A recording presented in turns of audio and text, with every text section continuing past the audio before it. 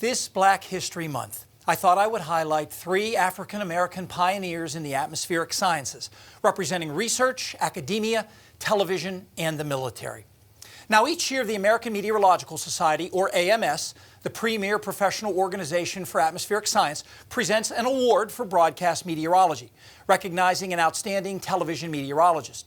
Recently, the award was renamed the June Bacon-Bursey Award for broadcast meteorology in honor of the first African-American woman to earn a degree in meteorology. After graduating from UCLA in 1954, June Bacon-Bursey worked as a government weather analyst, forecaster, and radar meteorologist. And then in the early 1970s, she joined WGR-TV in Buffalo, where she became the first female degreed television meteorologist. In 1972, she was the first African-American and first female to earn the AMS Seal of Approval for excellence in television weathercasting. And a few years later, she created the June Bacon-Bursey Scholarship for women pursuing careers in atmospheric science. As another lasting legacy, she helped launch the AMS Board on Women and Minorities, partnering with Dr. Warren Washington, Penn State Meteorology's most distinguished African-American graduate. You've met Dr. Washington before. He's been on Weather World a few times.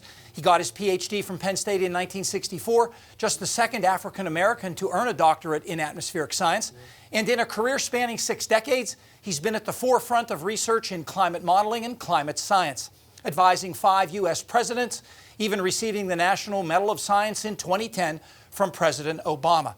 He was the first African-American to serve as president of the AMS. There's an AMS award in his name, even a building on Penn State University Park campus named after him.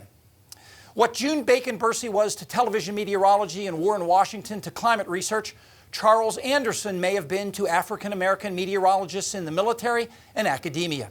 Now, you've probably heard of the Tuskegee Airmen, the U.S. military's first black pilots who flew in World War II.